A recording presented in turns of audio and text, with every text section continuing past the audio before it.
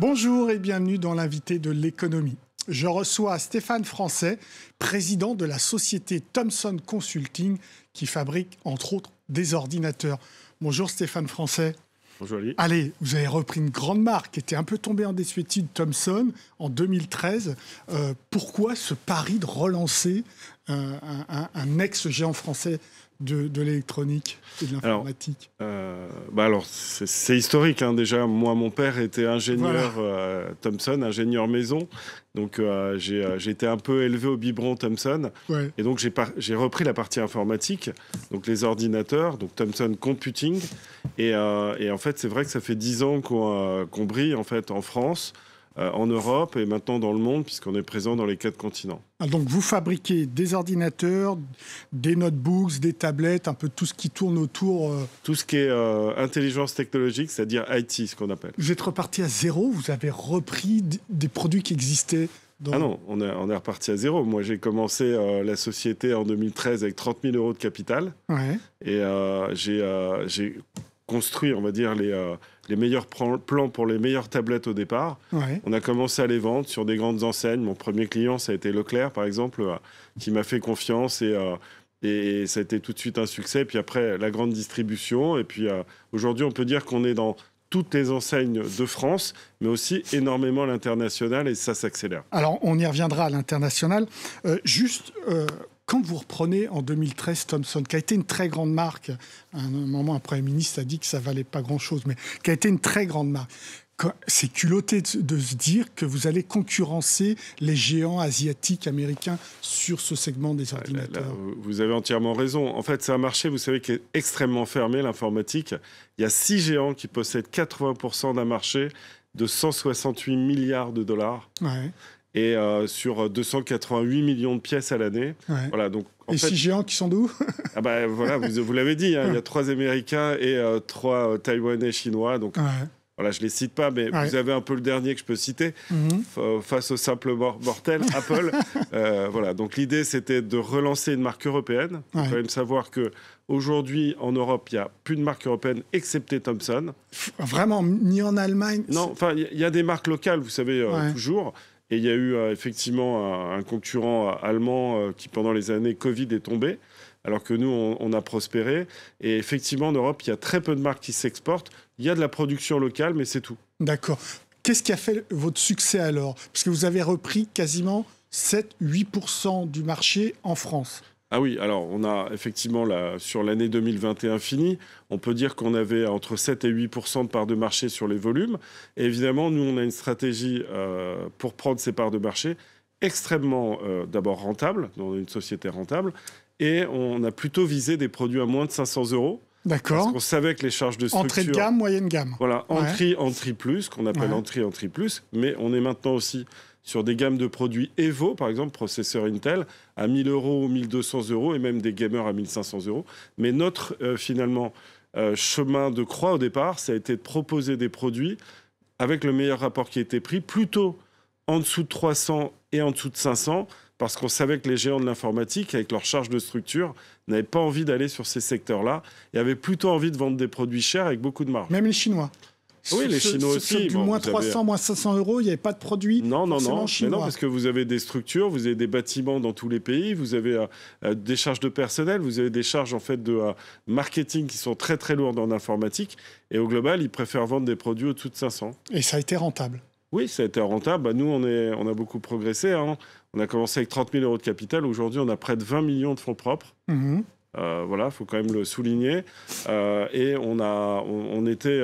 pratiquement que français, on va dire, jusqu'en 2019.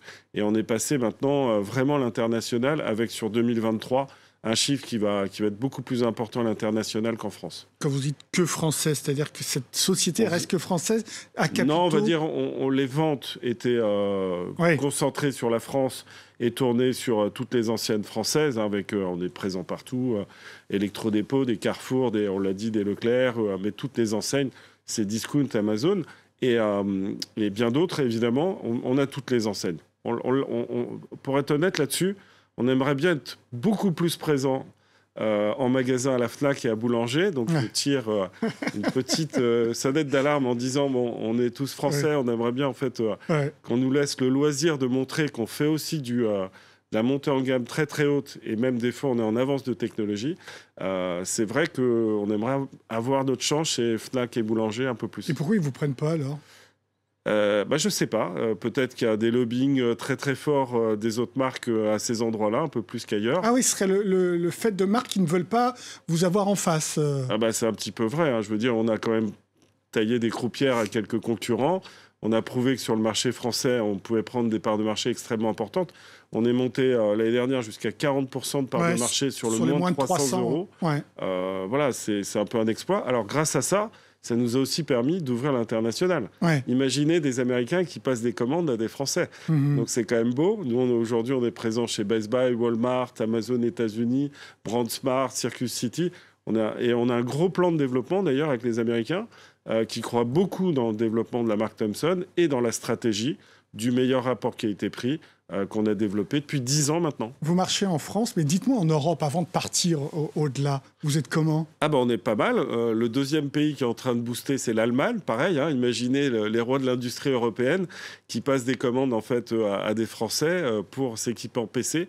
On n'en est pas peu fiers. On a de très belles enseignes, comme par exemple Notebook Bellinger, qui est le numéro 1 des ventes sur Internet en Europe, qui nous passe de belles commandes en fait en Thomson.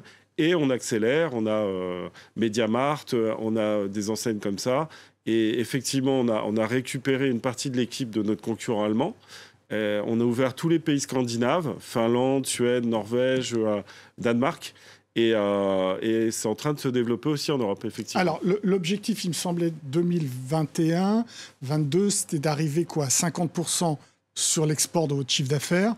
Vous avez atteint ou pas ? Alors, en 2021, on n'a pas atteint. On était plutôt aux alentours de 20%. Ouais. Par contre, effectivement, en 2022, on a une tendance sur le 50%. On est effectivement, avec les dernières semaines, la possibilité de l'atteindre. En particulier avec des commandes sur l'Inde, qui est un nouveau territoire qu'on est en train d'ouvrir et qui donne des perspectives intéressantes. Vous imaginez 1,5 milliard d'habitants et peut-être des commandes d'État qui sont en train d'arriver. Alors, donc justement, votre actualité, c'est l'Inde, le Moyen-Orient et l'Afrique de l'Est.